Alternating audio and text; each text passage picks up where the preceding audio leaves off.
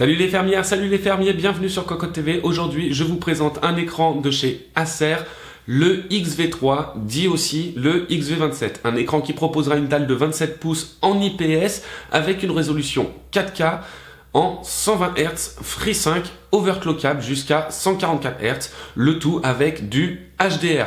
Vous le trouverez dans les alentours de 1000 € et on va voir tout de suite ce qu'il a dans le ventre.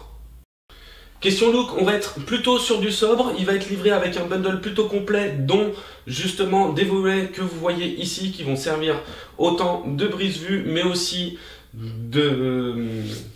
d'anti-réflexion de la lumière, très technique comme terme, volets qui vont être rabattables et enlevables complètement avec deux vis, je vous les montrerai tout à l'heure sur le côté, des petits volets qui ont le droit à une petite moumoute. J'ouvre un peu pour vous montrer la suite. Le cadre est relativement épais mais pas dérangeant. Un petit logo Acer en chromé. Niveau des réglages, ça va être inclinaison, hauteur et rotation. Pas de mode à 90 degrés. En dessous ici, un petit détail rouge et ça va être le seul. Et en dessous, des LED d'ambiance mais qui vont pas être adressables, ça va être juste rouge, bleu, vert et quelques autres couleurs avec quelques autres effets qui vont être disponibles dans l'OSD. Derrière, on va avoir le droit à une colonne majoritairement en plastique avec beaucoup de détails assez futuristes mais sans trop en faire, des plastiques noir mat, des logos Acer en brillant. Ici, le joystick pour naviguer dans l'OSD, 3 boutons de raccourci et le bouton power.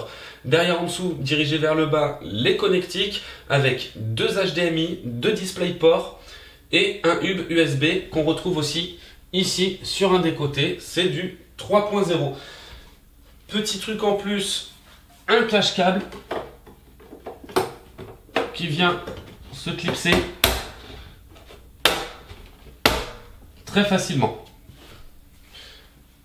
Passe-câble ici aussi et derrière on va pouvoir déclipser pour pouvoir le fixer en VESA. Je tiens à noter que cet écran n'a pas de ventilation contrairement aux anciens écrans 4K 144 Hz. Petit tour aussi sur le côté donc pour vous montrer les deux vis pour pouvoir enlever le volet et aussi les deux prises USB. L'ensemble bouge peu quand on le bouscule. Et j'oubliais la base, tout ici les 3 pics sont en fer et suffisamment lourds.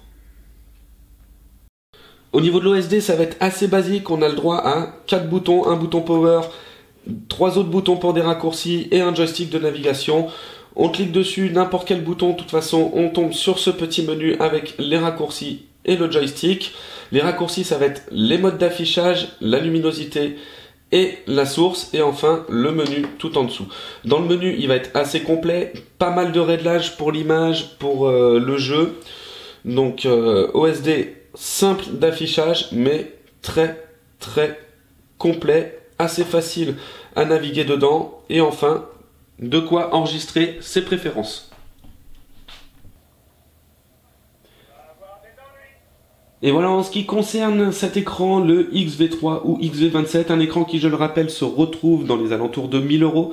Écran qui, à la sonde, va présenter 0 défaut, calibré nickel, une perfection cet écran, tout simplement, hormis peut-être le prix qui peut être rebutoire pour certains.